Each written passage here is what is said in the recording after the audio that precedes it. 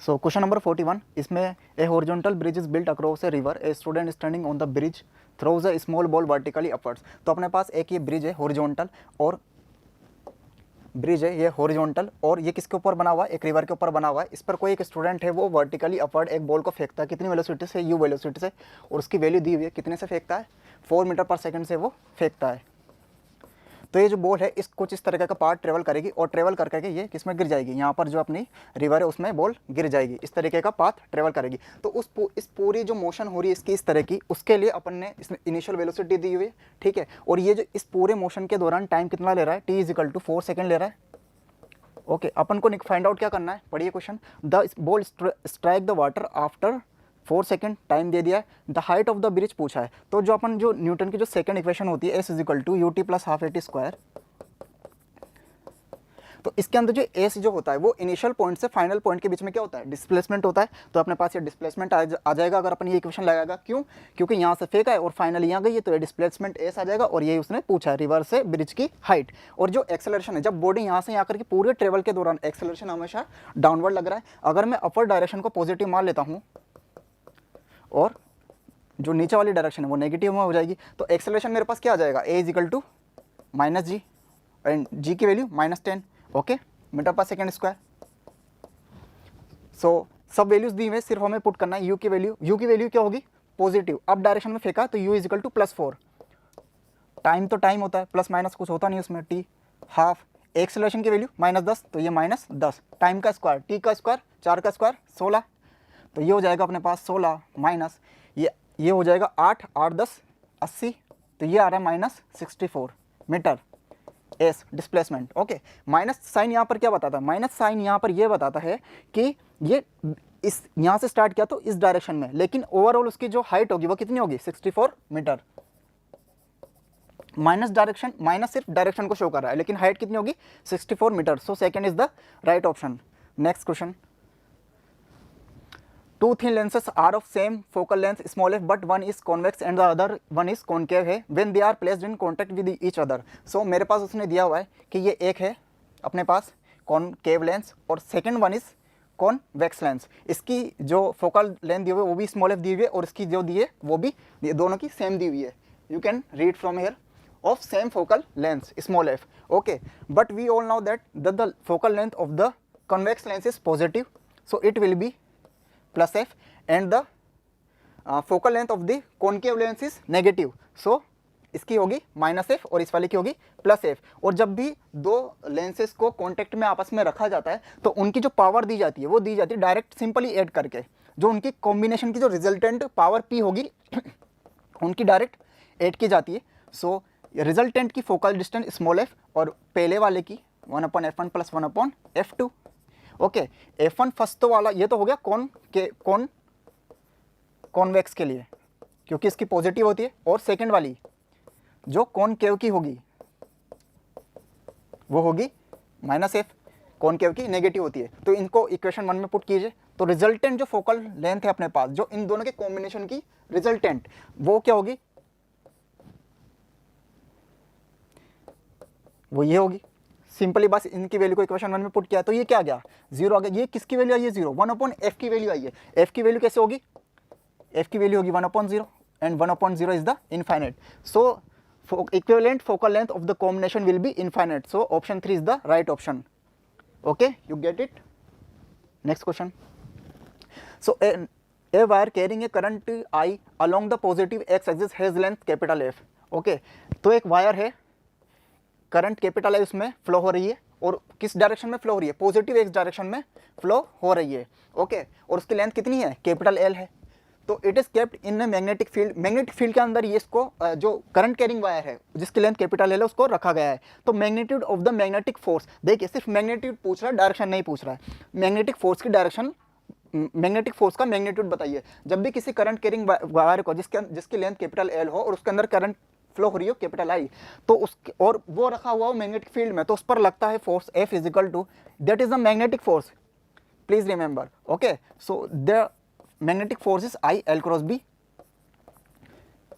So I, what is the direction of the L?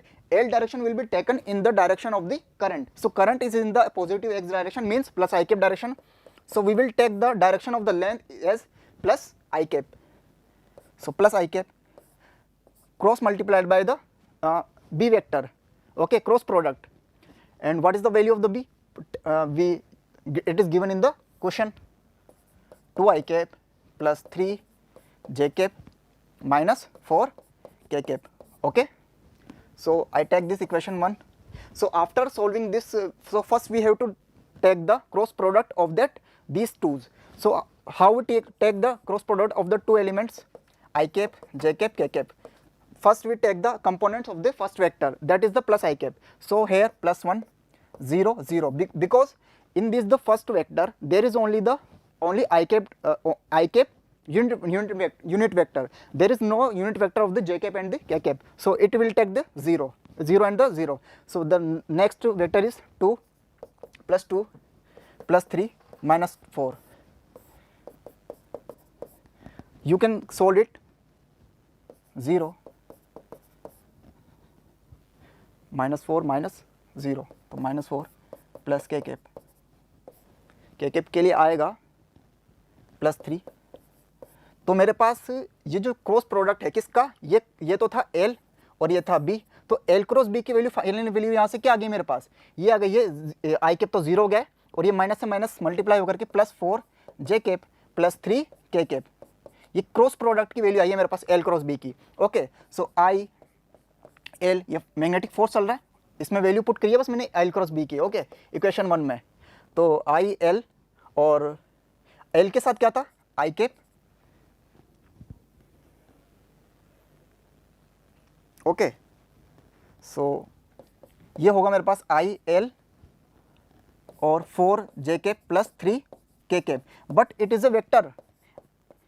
Only the magnitude asked in the question. So how I get magnitude from this vector?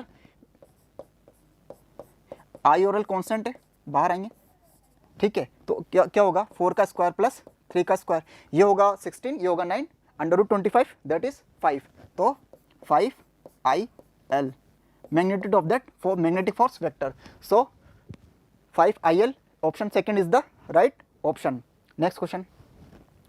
A bullet from a gun is fired on a rectangular wooden block with velocity u. मेरे पास एक ये rectangular wooden block है जहाँ initial start penetrate किससे करता है, वो u से पेनिट्रेट करता है, और वो एक पॉइंट A, जो ये A वाली जो सरफेस है वहाँ तक पहुँच जाता है. जब ये A वाली सरफेस पे पहुँचेगा तो उसकी वेलोसिटी कितनी हो जाती है, क्वेश्चन में पढ़ो.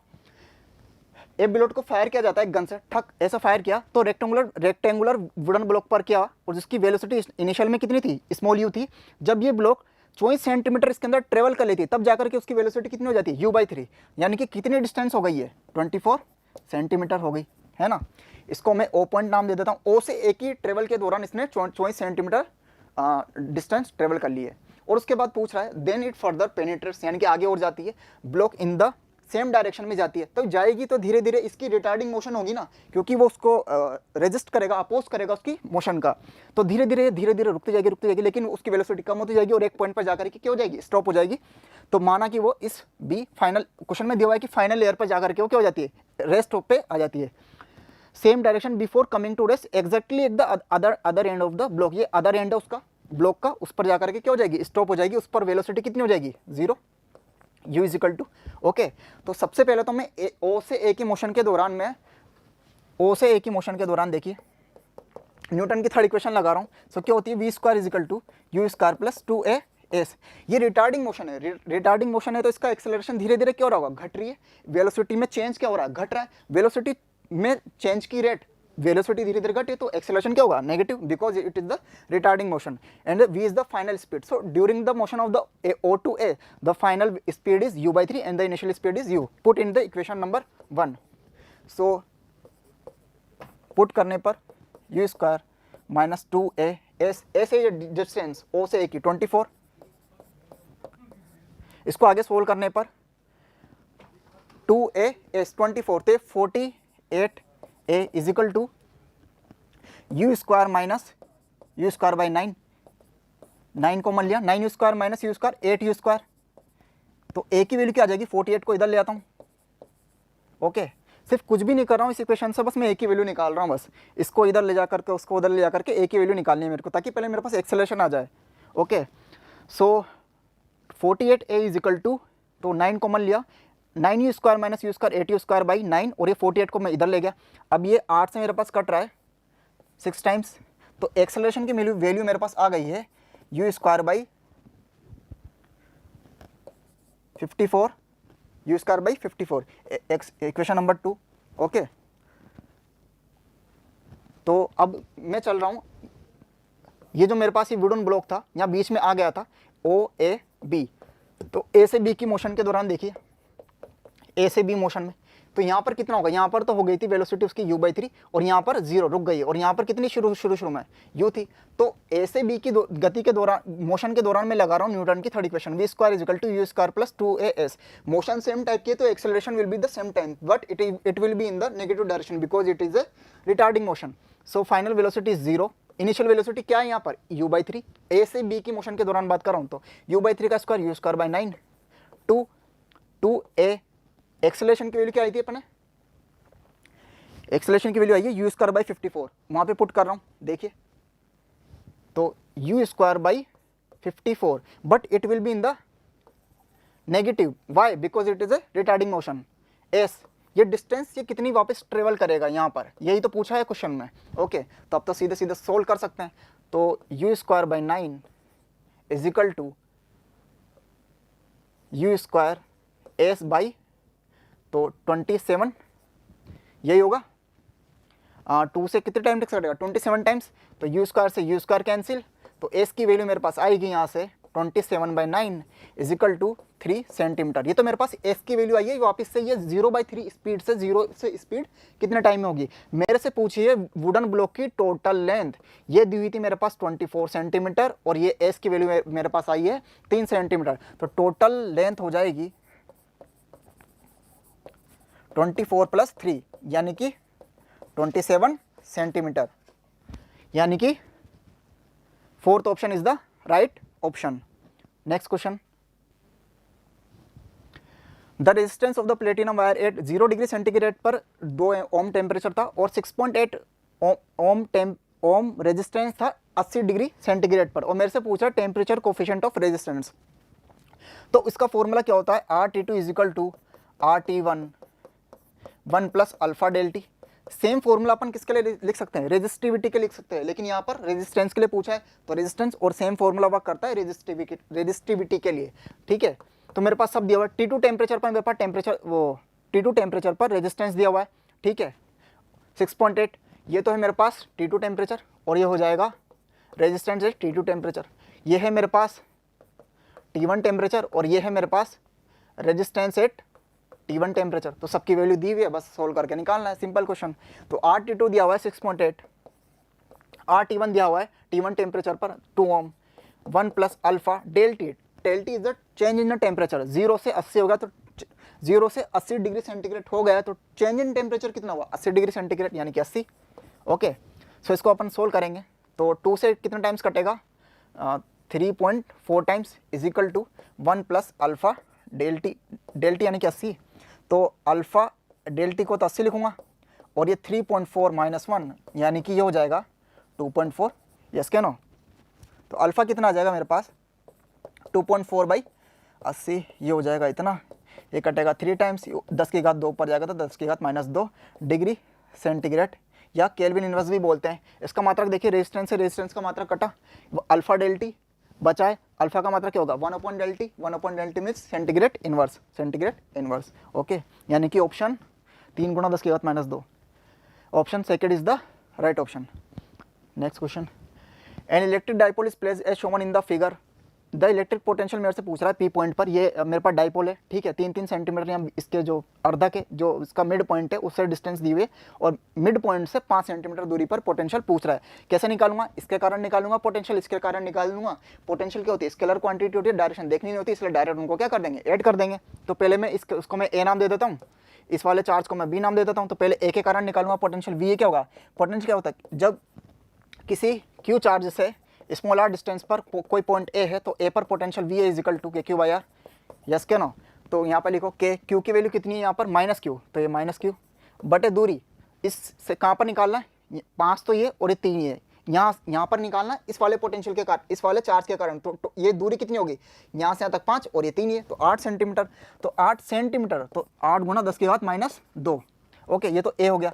वी बी क्या होगा, के क्यू बाई आर, वही सेम, लेकिन यहाँ पर इस बार क्या है, चार्ज प्लस क्यू है, तो के क्यू बाई डिस्टेंस कितनी होगी, ये तो है मेरे पास 5 और ये है 3, तो यानी डिस्टेंस मेरे पास कितनी आ गई, 2 सेंटीमीटर।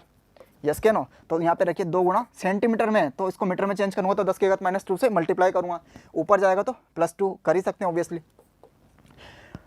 पोटेंशियल पूछ रहा है पी पर, तो वीपी क्या होगा, इन दोनों के कारण ऐड कर देंगे, ऐड करोगे तो के क्यू कॉमन ले सकते हैं दोनों से, है ना। 10⁻² है नीचे दोनों में ऊपर जाएगा 10⁻² बचे बनेगा, 10⁻² को मैं बाहर ले रहा हूँ, तो के क्यू गुणा 10⁻²। ओके, तो यहाँ से मेरे पास बचेगा, इस वाले से तो बचेगा 1/2 और इस वाले से बचेगा -1/8। इसको मैं आगे सोल्व करता हूँ, तो क्या हो जाएगा, के क्यू गुणा 10⁻², यहाँ से मैं 8 कॉमन लूँगा तो 4 - 1, यानी कि यहाँ पे बचेगा 3/8, 3/8 के क्यू गुणा 10⁻²। वो मेरे से आंसर पूछ रहा है, पढ़िए आप, इलेक्ट्रिक पोटेंशियल इन 10⁻² के गुणांक के रूप में आंसर कितना होगा, ये पूछ रहा है। तो 10⁻² को हटाना है, तो 3/8 के क्यू, तो 3/8 के क्यू, यानी कि 4th option is the right option. Next question, 10 resistors हैं, each of resistance capital R है, कनेक्टेड है सीरीज में बैटरी से जिसका ईएमएफ कैपिटल ई है एंड नेग्लिजिबल इंटरनल रेजिस्टेंस है। नेग्लिजिबल इंटरनल रेजिस्टेंस मतलब उसका जो इंटरनल रेजिस्टेंस होता है बैटरी का, उसको यहाँ पर क्या करना है, नगण्य माना, नेग्लिजिबल माना, उसको कैलकुलेट नहीं करना है। ओके, तो मेरे पास ये बैटरी है, इसका ईएमएफ कैपिटल ई है। ओके, यहाँ पर 10 रेजिस्टेंस लगे हुए हैं, पहला दूसरा, सबका रेजिस्टेंस कितना है, capital R R R R ऐसे चलता जा रहा है, तो टोटल कितना हो जाएगा। जब रेजिस्टेंस सीरीज में होता है तो उन्हें डायरेक्ट ऐड कर लेते हैं, आर आर आर ऐसे 10 बार, तो टोटल कितना हो गया 10R। तो ये मेरे पास हो गया प्लस माइनस, ये तो कैपिटल ई है ही सरी, यहाँ पर हो गया मेरे पास रेजिस्टेंस 10R। तो ये जो मेरे पास सर्किट है, इसमें फ्लो होने वाली करंट कितनी होगी, मेरे पास आई इज इक्वल टू क्या हो जाएगा, तो मेरे पास हो जाएगा V/R। तो टोटल मेरे पास EMF कितना है E, और रेजिस्टेंस कितना है फर्स्ट केस में, जब इनको फर्स्ट, पहले तो वो बोल रहा है कि पहले तो मैंने इसको सीरीज में कनेक्ट किया, ठीक है, उसके बाद ये बोल रहा है सबको किस में कनेक्ट किया, पैरेलल में कनेक्ट किया है। तो सबसे पहले तो अपन सीरीज वाला कॉम्बिनेशन ले रहे हैं, सीरीज में कनेक्ट किया E से 10 बार, RR वाले रेजिस्टेंस को 10R हो गया, current V is equal to I R से I is equal to E/10R, equation number 1। अब सेकंड केस में ये बोल रहा है कि सेम ये वही है मेरे पास बैटरी, इस बार सीरीज की जगह बस उसने पैरेलल में 10 रेजिस्टेंस को कनेक्ट किया, फिर इससे पैरेलल में एक और जोड़ा, ऐसे करके कितने जोड़े टोटल 10। तो इनका पैरेलल कैसे निकालते हैं, 1/R is equal to 1/R1 plus 1/R2 ऐसे करते जाते हैं, 10 है तो 1/R कितनी बार 10 बार, तो 1/R 10 बार यानी कि 10 से गुणा कर दूंगा, तो R' यानी कि जो उनका रिजल्टेंट मेरे पास वो है रेजिस्टेंस, तो वो कितना आ जाएगा मेरे पास R/10 आ जाएगा। इसकी वैल्यू को मैं, तो ये तो फर्स्ट वाले में करंट थी मेरे पास I1 फर्स्ट वाले में। ओके, सेकंड वाले में करंट क्या होगी मेरे पास, सेकंड कंडीशन में current E by resistance, resistance कितना R/10, तो ये R और ये 10 ऊपर। ओके, मेरे से पूछ रहा है कि करंट कितने गुना बढ़ गई, यानी कि the current is increased n times, तो मीन्स I2/I1, वो मेरे से पूछ रहा है I2/I1, यानी कि I2 जो है, I2 का जो रेशियो है वो I1 से कितना मल्टीप्लाई हो गया है, तो I2/I1 मेरे को निकालना है, तो सीधा सीधा इक्वेशन 2/1 करूँगा, डिवाइड करना है बस दोनों को, 10E/R, जब मैं, तो ये E/10R नीचे आएगा, ऊपर जाएगा तो रिवर्स हो जाएगा, तो मेरे पास हो जाएगा 10R/E, E से E कैंसिल आउट, R से R cancel out, 10 multiply by 10 is equal to 100। So option first is the right option. Next, a very long connecting wire is bent in a semi-circular shape from A to B as shown in the figure, the point P4 steady current configuration is given by।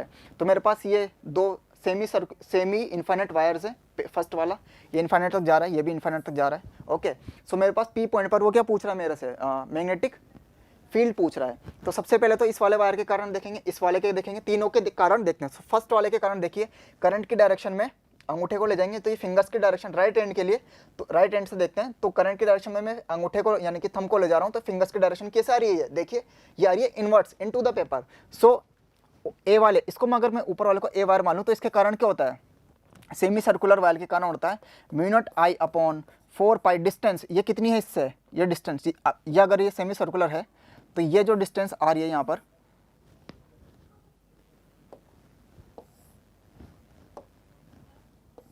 तो ये distance मेरे पास कितनी आ रही है, capital are आ रही है, mu naught I upon 4 pi R sine alpha 1 plus sine beta 2।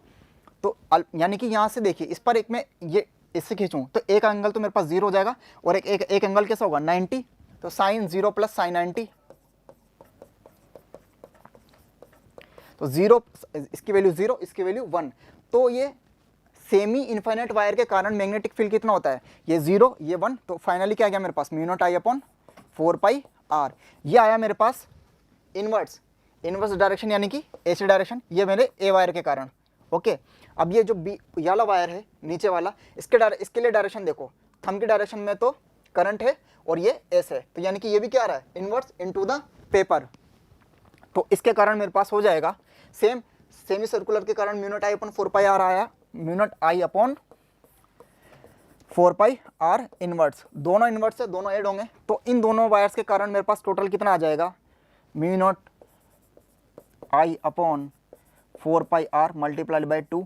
Okay, इसको सोल्व करेंगे तो क्या आएगा, mu naught I upon 2 pi R, ये होगा इनवर्स। ओके, तो ये तो मेरे पास ये आया, लेकिन अब मेरे पास ये सेमी सर्कुलर आर्क भी है, तो फुल सर्किल के कारण उसके full current carrying circular loop के कारण उसके सेंटर पर मैग्नेटिक फील्ड क्या होता है, mu naught I upon 2r।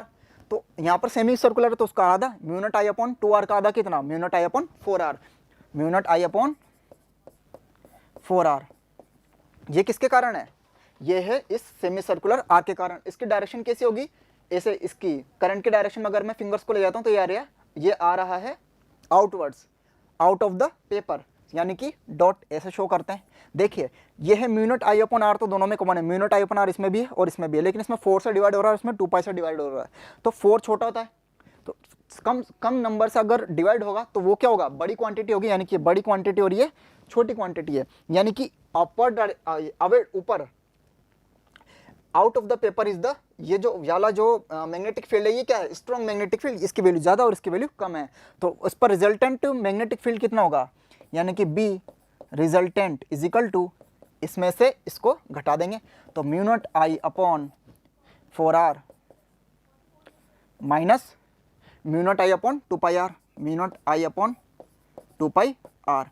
यहाँ से मैं कॉमन लेता हूँ, यहाँ से मैं कॉमन लूँगा mu naught I upon 4r, तो mu naught I upon 4r जैसे मैं कॉमन लूँगा, अंदर मेरा बचेगा यहाँ से 1 और यहाँ से बचेगा 1 माइनस 2 अपॉन पाई, और इसकी डायरेक्शन किधर होगी, ये ज़्यादा था ये कम था, तो अगर मैं जैसे 5 न्यूटन में से 2 न्यूटन को घटाता हूँ, 5 न्यूटन इधर लग रहा है, 2 न्यूटन इधर लग रहा है, तो जो ज़्यादा होगा उसी के डायरेक्शन में तो रिजल्टेंट आता है, ये ज़्यादा है ये कम है, तो रिजल्टेंट निकालूंगा तो ज़्यादा वाले की ही डायरेक्शन में तो रिजल्टेंट आएगा, तो यानी कि और ज़्यादा वाला ये है तो इसकी डायरेक्शन क्या है, आउट ऑफ द पेपर, यानी कि जो ये मेरे पास रिजल्ट आया वो किस डायरेक्शन क्या होगी इस फाइनल बी वेक्टर की, आउट ऑफ द पेपर। तो ऑप्शन में मैच कराइए, mu naught I upon 4r 1 minus 2 upon pi pointed away from page, so option second is the right option. Next question, the radius of innermost radius of hydrogen atom इतना दिया हुआ है, what is the radius of third allowed orbit of hydrogen atom. So मेरे पास radius जो nth orbit में, ये अपने पास न्यूक्लियस है, ये रेडियस है, इसकी रेडियस r है, nth ऑर्बिट में तो Rn। ओके, इसका फॉर्मूला होता है 0.53 n square by z angstrom. z is the atomic number, यहाँ पर हम हाइड्रोजन एटम के लिए बात करें तो z की वैल्यू कितनी हो जाएगी 1, पुट करो z की वैल्यू 1, तो ये मेरे पास आ जाएगा finally 0.53 n square angstrom. Okay, जब n इजिकल टू 1 पुट करूँगा, यानी कि इनर मोस्ट ऑर्बिट कौन सी होती है, फर्स्ट ऑर्बिट, यानी कि n इजिकल टू, n क्या है ऑर्बिट का number, n is equal to most inner orbit के लिए n इजिकल टू 1 पुट करूँगा तो मेरे पास इतना आएगा, तो n इजिकल टू 1 पुट करो तो ये हो जाएगा 0.53 एंगस्ट्रॉन्ग। इसको आगे और सोल्व करेंगे तो ये हो जाता है 5.3 10 की घात माइनस 11 मीटर, तो ये मेरे पास आया R1।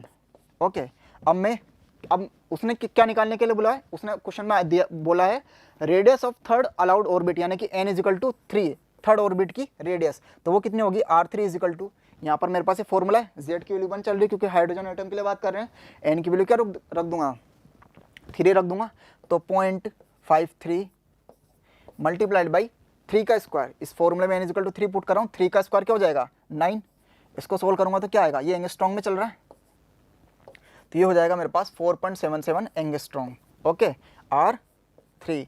So third option is the right option, 4.77 angstrom. Okay, next question. The net impedance of circuit as shown in the figure will be. Net RLC circuit दिया हुआ है मेरे पास, इंडक्टर कैपिटल L है, कैपिटल C है और resistance capital R है। इनका नेट इम्पीडेंस Z होता है, Z equal to under root R square plus XL minus XC का होल स्क्वायर। इक्वेशन 1। तो XL क्या होता है, रिएक्टेंस होता है, XL is equal omega L। Okay, omega को मैं लिख दूंगा 2πf L।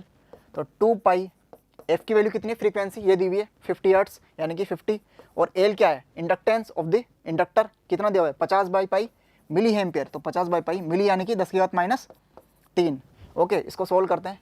तो XL आ जाएगा मेरे पास, पाई से पाई कैंसिल, तो ये 100 गुणा 50 गुणा 10⁻³ तो 1 2 3, तो ये आ जाएगा सोल्व करने पर 5 ओम XL की वैल्यू।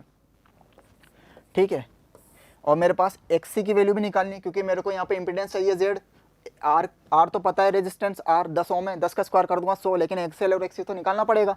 XL मैंने निकाला, XC क्या होता है, रिएक्टेंस ऑफ द कैपेसिटेंस कितना होगा 1/ωc।